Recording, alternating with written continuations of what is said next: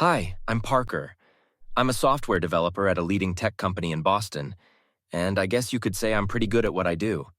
But in my family, that doesn't mean much when you're living in the shadow of a miracle worker. Dude, your new healthcare app is going to revolutionize patient care tracking. Marcus was saying this over beers at our usual spot, the corner pub. Yeah, tell that to my parents. They're too busy planning another celebration dinner for Nathan's latest achievement. I took a long sip of my beer. Did you know he's being featured in Medical Weekly? Again? Your parents still playing favorites? That's messed up, man. You have no idea. Last Sunday's family dinner was just another Nathan praise fest. Have you told your parents how well the company's doing? I mean, your healthcare tracking system is... Oh, I tried. Mom cut me off mid-sentence because Nathan had to share how he saved another life that morning. Dad actually teared up. My phone buzzed. A text from Emma. On my way to the pub.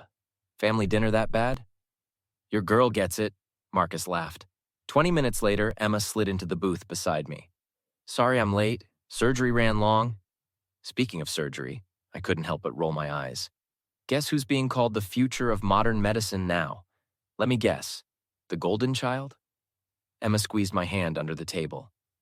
Mom actually said, and I quote, Parker, why can't you do something meaningful with computers, like your brother does with medicine? That's rich, Marcus snorted. Your medical tracking system literally helps doctors save lives. Yeah, but it's not the same as physically holding a scalpel, according to them.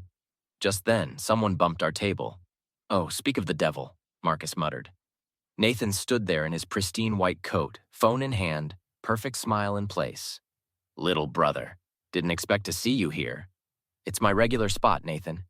You'd know that if you ever paid attention to anything about my life. Now, don't be like that. I just finished a groundbreaking procedure. You should come by the hospital sometime, see what real innovation looks like. Before I could respond, Nathan's phone rang. He placed it on our table while fumbling with his coat pocket for something. The screen lit up with a notification, and that's when I saw it. A video thumbnail that made my blood run cold. I've got to take this, Nathan said, grabbing his phone.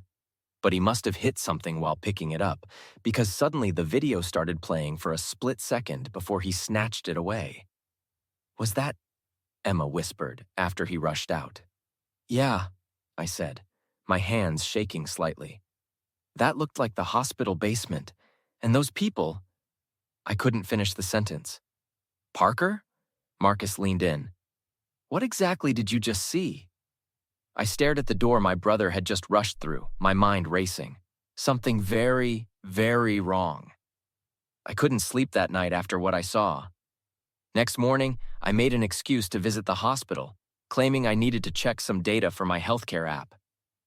Those are restricted areas, sir. A security guard blocked my path to the basement. I'm Dr. Nathan Morgan's brother, just doing some tech maintenance. That's when I heard a voice behind me. I can escort him down. He's helping with our patient monitoring system. I turned to see a nurse with tired eyes and a knowing look. She waited until we were alone in the elevator. I'm Sarah, and I know what your brother's doing down there. You've seen it too? Every Tuesday and Friday night, he tells the board it's group therapy for terminal patients. But it's something else entirely. The basement was eerily quiet during daylight. Sarah led me through a maze of corridors to a large storage room. This is where it happens. He makes them fight each other. Winner gets priority for his experimental treatment. That's insane! These people are dying! Look! She pulled out her phone, showing me secretly recorded footage. Richard from the hospital board comes to watch. Nathan has him convinced it's survival therapy, testing patients' will to live. Marcus, you seeing this? I was on video call with my friend, showing him around. Man, this is sick, but we need more proof. They could say these videos are staged. Already thought of that. Sarah pulled out a thick folder.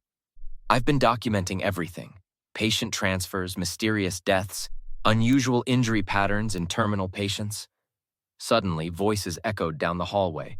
Quick, in here! Sarah pulled me into a supply closet. Dr. Morgan, the results from last night's session are remarkable. It was Richard's voice. The human spirit is fascinating, isn't it? when people have something to fight for. Although that last match was rather intense, sometimes we need to push boundaries for breakthrough results. Speaking of which, about that research grant. Their voices faded away. Sarah gripped my arm. See how he works? Richard questions something, Nathan distracts him with medical jargon and funding talks. We need to be smart about this. Nathan's got the whole board wrapped around his finger. Not everyone. Dr. Chen in oncology has been asking questions, and I've got connections in patient advocacy. Perfect. Marcus can help us set up secure communication channels. But we need to be careful. If Nathan suspects anything, he won't. To him, I'm just another overworked nurse, nobody important enough to notice. That's what makes you the perfect ally. Keep gathering evidence. I'll set up a secure cloud drive for everything. As I left the hospital, my phone buzzed. A text from Nathan. Saw you at the hospital today, little brother. Hope you're not poking around where you shouldn't be. He's getting suspicious. I showed Emma the text from Nathan while we sat in her apartment, planning our next move. Look what Diana sent over. Emma turned her laptop toward me. She's been investigating hospital corruption cases for years. The investigative journalist's face appeared on our secure video call. These fight clubs aren't new, but I've never seen one run by a respected surgeon. The evidence you and Sarah collected is explosive. Here's today's footage. Sarah joined our call, looking exhausted. He had 3 terminal cancer patients fight for a spot in his breakthrough treatment program tonight. Wait till you hear what happened at my parents' house. I rubbed my temples, remembering the disaster. Mom, Dad, Nathan's doing something terrible at the hospital. Stop being jealous of your brother's success, Mom had snapped. He's saving lives while you play with computers. Your brother is a saint, Dad had added. Just last week, he donated his entire speaking fee to the children's ward. Back in the present, Diana was reviewing our evidence. The charity gala is perfect. Every hospital board member, major donor, and local media outlet will be there. Nathan's getting the Humanitarian of the Year award, Sarah added. He's planning some big announcement about his revolutionary treatment program. Suddenly, my phone buzzed. Guys, Nathan's here. He's in the hospital parking lot. Sarah, get out now, Emma practically shouted. Can't. He's coming up to my floor. I'll hide the files and call you back. The next hour was torture. Finally, Sarah called back. He searched the entire nurses' station. Someone tipped him off about the documentation. Richard, I growled. Had to be him. He's been watching us. We need to accelerate the plan, Diana said. I've got my team ready for the gala. Emma, can you get those patient families to attend? Already done. 5 of them confirmed. They'll be in the audience when he gets his award. The video wall behind the stage, Sarah suddenly said. During his speech, I can access the controls. We can broadcast everything. The fights, the injured patients, his deals with Richard. While Diana's team live streams it all, Emma added. He can't stop every camera. What about security? I asked. Leave that to me, Diana smiled. I've got friends at the police department waiting for my signal. They're very interested in these underground fights. 3 days. I looked at each face on the screen. In 3 days, everyone sees who Nathan really is. My phone buzzed again. Another text from Nathan. Family breakfast tomorrow, little brother. We need to talk about your recent interests in my work. Let me guess. Emma saw my face.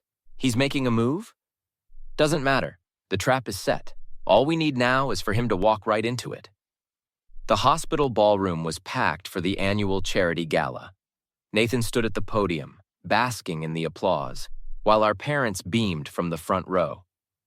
My life's work has always been about giving hope to those who've lost it, he was saying, completely unaware of Sarah in the control room above. Now, Diana whispered beside me. The massive screen behind Nathan flickered. His voice faltered as brutal footage of his basement fights filled the display. What is this? Richard stood up, face pale. That's my father! A woman screamed from the audience. You made him fight 2 weeks before he died. The footage kept playing, Nathan forcing weakened patients to fight, promising treatments that never came, laughing with Richard as they watched.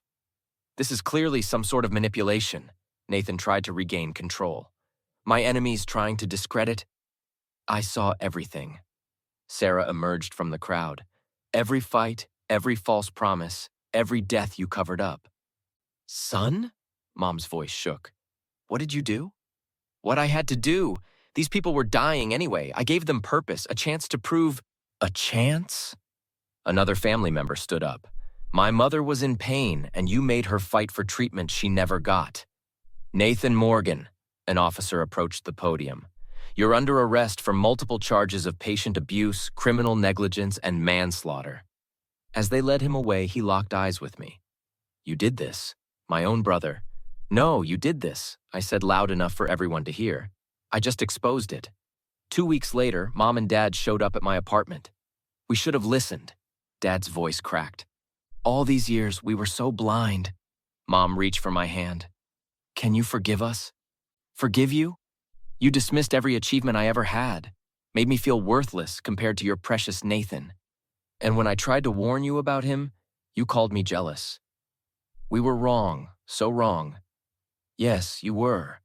And now you know exactly who your golden child really is, but it's too late for apologies. Please, Parker, we're still family. Family. You stopped being my family the day you decided Nathan was the only child worth loving. Now, if you'll excuse me, I have a meeting with Diana. They're doing a documentary about hospital corruption. Parker, please. I closed the door on their tears. What would you do if you discovered your successful sibling, the one your family worships, was secretly torturing vulnerable people? Would you expose them immediately or gather evidence first like Parker did? Think about it. Is there ever a right time to destroy your family's perfect image of someone, even when you know they're committing horrible acts? Parker chose to meticulously build his case before the big reveal. Was that the moral choice, or did his delay allow more patients to suffer? Share your thoughts in the comments. What choice would you make if you were in Parker's shoes? How would you handle parents who refuse to see the truth about their favorite child? If you enjoyed this story of justice and family betrayal, hit like and subscribe for more intense revenge stories. Every family has its dark secrets, but not everyone has the courage to expose them.